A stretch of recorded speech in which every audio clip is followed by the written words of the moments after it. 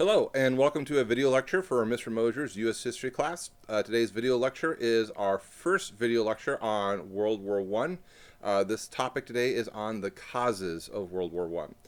World War I was called the Great War, and at the time it was also known as the War to End All Wars, which is rather ironic because a lot of the conflicts and wars of the 20th century, so this is the time in the 1900s, are going to be based upon the ramifications, the consequences, the legacies of this war. So the War to End All Wars, World War I, is a very important aspect of understanding what happens in not just world history of the 20th century, but also a lot of America's changing role in World War I as well. This truly was a global conflict. The war will last between 1914 and 1918, so for pretty long, violent years. It will be truly a global conflict with not just fighting taking place here in Europe, but there will also be conflicts throughout the Middle East. There'll be conflicts in Africa. There'll be also conflicts in Asia as well. In this particular war, however, the United States does not get involved until the very end, and we'll talk a little bit more on the reasons why America does eventually get involved into World War I. But we do end up getting involved towards the very end of the conflict, and we'll see why we get involved, as well as how we'll play a very pivotal role in the conclusion of that particular conflict.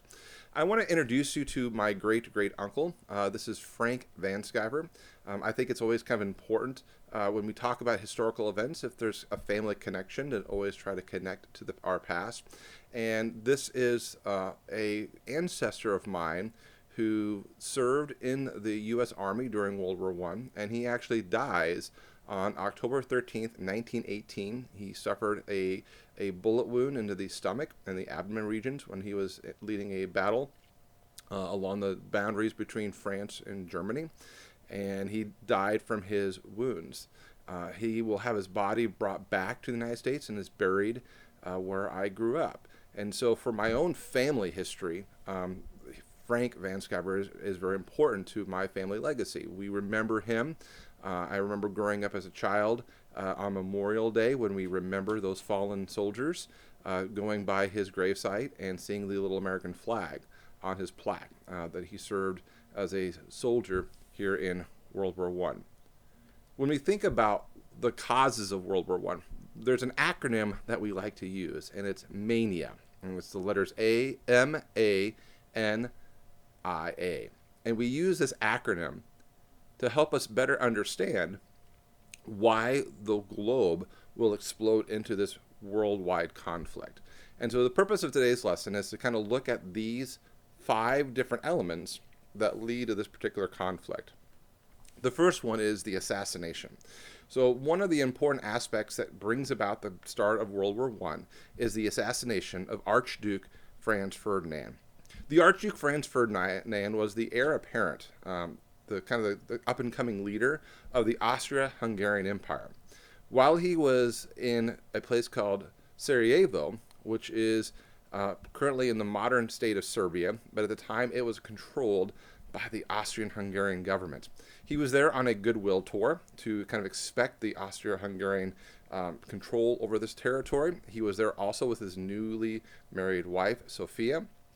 And while he was there, both him and his wife will be shot down while they were in their automobile, in their car, and will both die from their wounds. It is this assassination of the Archduke Franz Ferdinand that's going to set a trigger of events, a chain reaction of events that will help engulf all of Europe into a global conflict. So if we're thinking about assassination, that's one of the letter of A's of our acronym of the MANIA, and one of the main causes of World War I is the assassination of Archduke Franz Ferdinand. Another major cause of World War I is something we call militarism. Militarism is the large buildup of military force, bringing up a huge navy, an army, the latest weapons of destruction. And so in the years leading up to World War I, there was a great deal of military buildup in a lot of these countries that will start the conflicts here of World War I. Between 1870 and 1914, millions of dollars were being spent on the latest hardware of military equipment from these leading nations of Europe: Germany, Austria-Hungary, Italy, France, Britain, and Russia. They were spending millions of dollars. Between 1870 and 1914, they went from $153 million being spent to $647 million to be spent. In a short 4-year window between 1910 and right at the beginning of World War I, the amount of increase in military spending also drastically went up. If you look at the chart here, you can see there's one particular country that stands above the rest of them, and that would be Germany. Germany was extremely building up its large military might. Its navy was largely increasing, and so was its land forces. 73% increase in their military spending.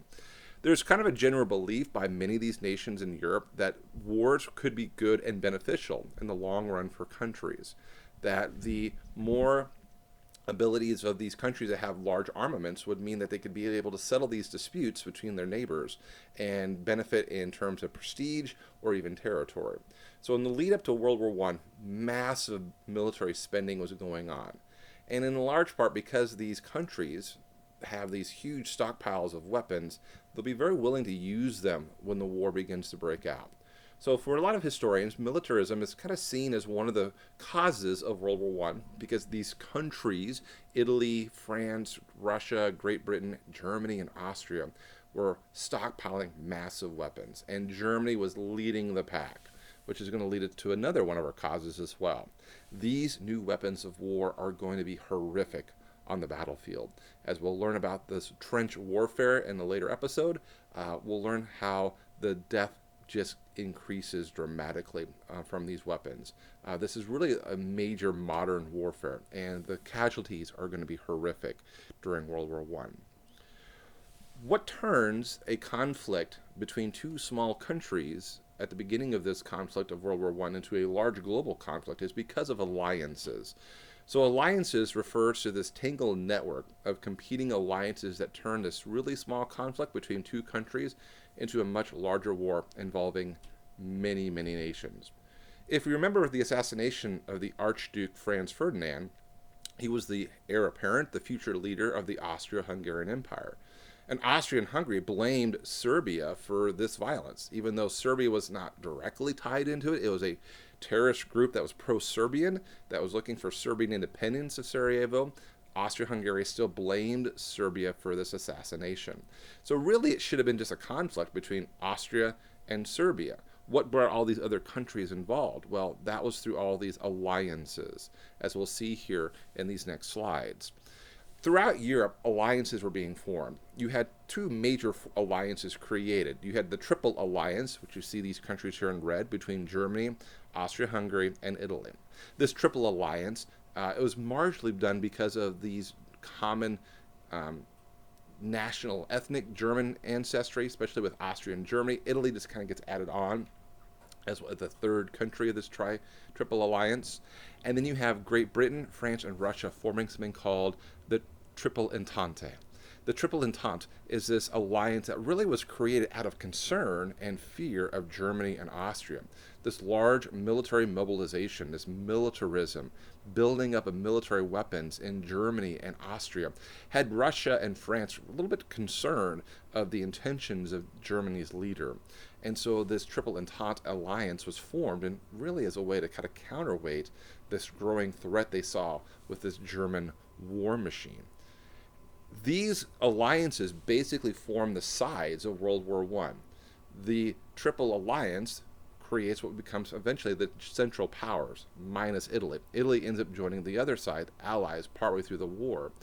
The Central Powers will be made up of Germany, Austria, and the Ottoman Empire.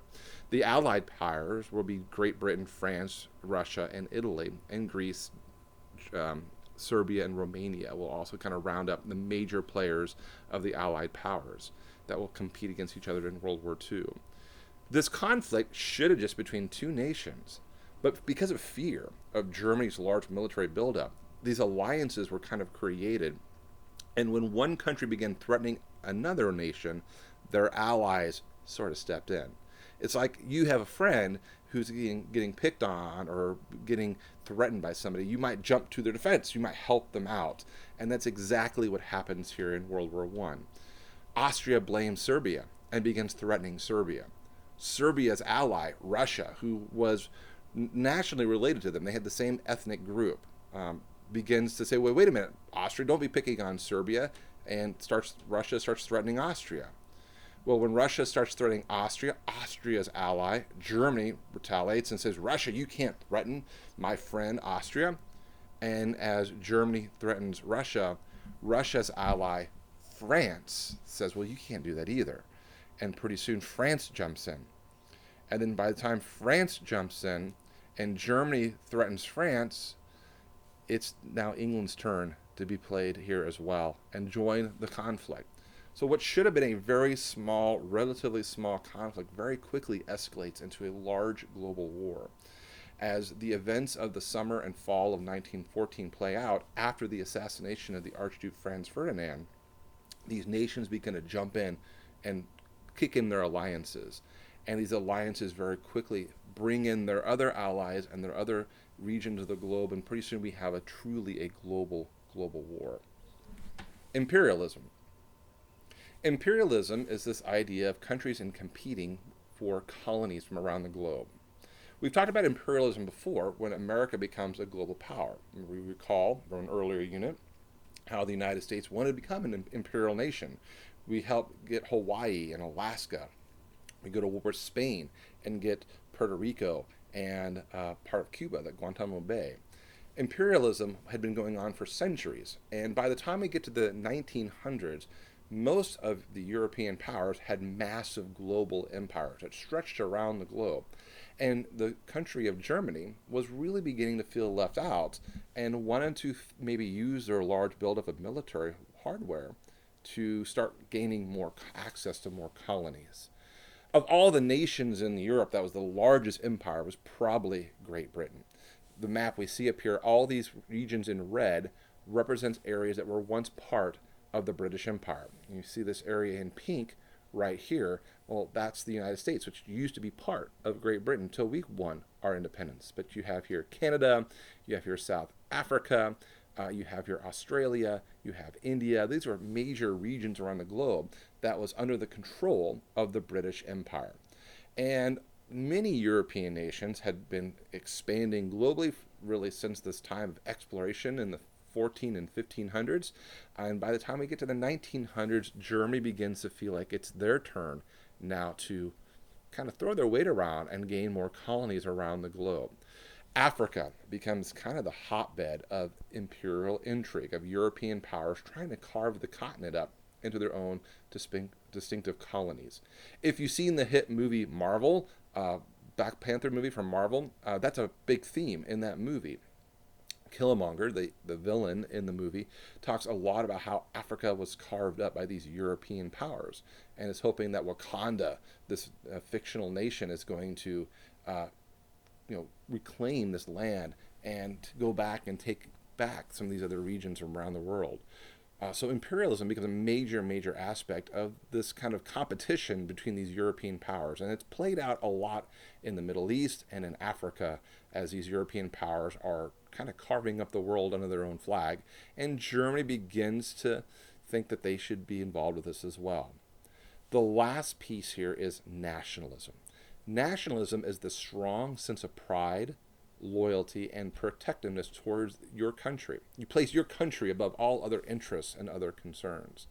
Nationalism and patriotism get thrown around a lot, and they kind of mean different things. Patriotism is a love and devotion of your nation. You can be very patriotic without being a nationalist. A nationalist is like patriotism to the extreme level. It is an idea that your country is superior than all other countries, and your country is better than all other countries. It's this nationalistic pride, this nationalistic zeal that makes it easier for nations to go to war with each other. And in World War I, that's exactly what happens. This national feel, countries kind of rally around their ethnic identities. These German people, these British people, these Russian and Slavic people, all in their regions feel very proud about their ethnicity and their culture, and they feel they are better than other cultures, other regions, and they very quickly begin to use that as an excuse or as a rationalization to go to war because their side will prevail. They're better than everybody else. We can see these examples of nationalism in this children's book that was published in Great Britain. This is the ABCs for baby patriots to kind of promote this nationalist ideals that British people are superior than anybody else around the world. And so for letter A, you have here these British soldiers, and A is for the army that dies for the Queen. It's the very best army that has ever been seen. Each letter of the alphabet plays out like this in this primary source. So when you think about this idea of nationalism, it's this very extreme form of country pride and loyalty. It's not just patriotism, it's extreme patriotism to the highest level. So when we think about the causes of World War I, there are 5 major reasons why World War I plays out. You have militarism, you have alliances, you have nationalism, you have imperialism, and you have, of course, the assassination of the Archduke Franz Ferdinand that kicks it all off. So in the summer of 1914, on a fateful June day in 1914, a up-and-coming leader of the Austro-Hungarian Empire is gunned down in the streets of Sarajevo. And in a few short months, thanks to alliances, all of Europe and their colonies are at war. And they were willing to go to war because they had stockpiles of weapons under militarism, a strong sense of their own national identity under nationalism, and this desire that under imperialism that goes the victors, go the spoils of war. And if these countries can be successful, maybe they can pick up some of these other imperial regions, these colonies from around the world. And the war is in full swing by the fall of 1914. But America will not get involved just yet, but we'll talk more about that at a later time. As always, if you have questions, please make sure you come talk to your teacher, but thank you for listening and have a great day.